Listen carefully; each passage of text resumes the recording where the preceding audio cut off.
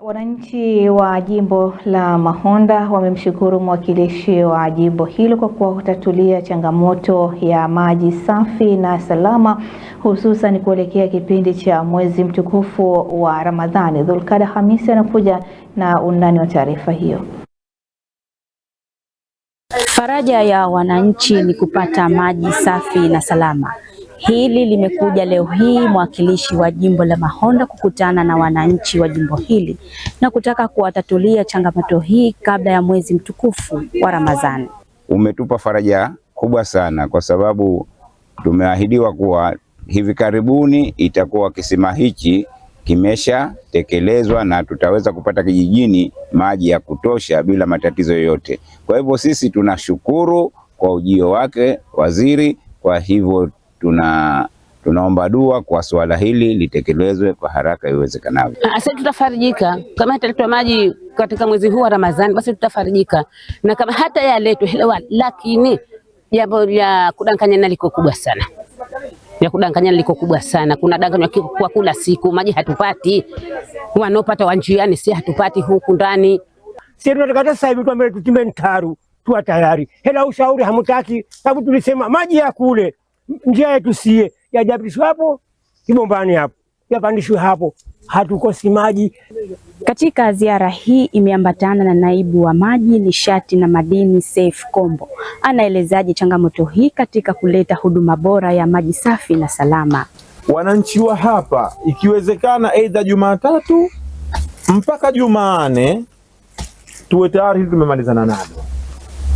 Uwezekano huo upo kwa sababu maji yapo, maji yanakwenda, isipokuwa kuna mambo madogo madogo tu ambayo kidogo yanatakiwa haya mambo kuwekwa sawa.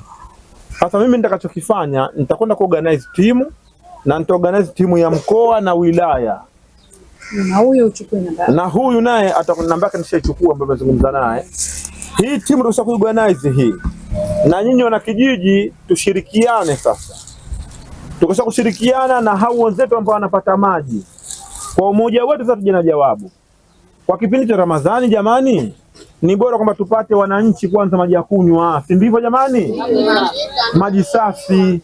Hii maana yake kwenda kunako mada mengine tutafute namna nyingine kidogo ya kuwapelekea hao, lakini kwanza wananchi wa kawaida wapate maji safi na salama. Mwakilishi wa jimbo hilo Mboja Ramadhani Mshinga amewataka wananchi hao kuwa na mashirikiano ya kuilinda miundombinu hiyo ili iwaletee maendeleo katika shehia yao. Shirikiane kwenye kulisema hili.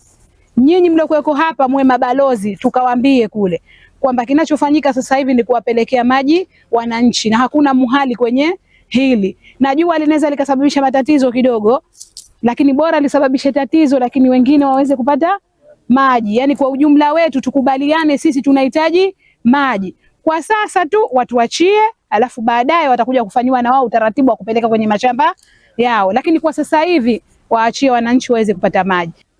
Lengo sio kumkomoa mwananchi. Tunachohitaji maji yapatikane hususan kipindi hichi cha Ramadhani. Maji ni suala muhimu katika maisha ya mwanadamu. Hili linakuja kufuatia ziara za mwakilishi wa jimbo la Mahonda kuangalia changamoto mbalimbali katika wadi 3 za jimbo hili. Kutoka hapa katika kisima cha Mahonda ni mimi Zulkada Hamisi, ZDC TV habari. Sana Zulkada Hamisi kwa taarifa hii.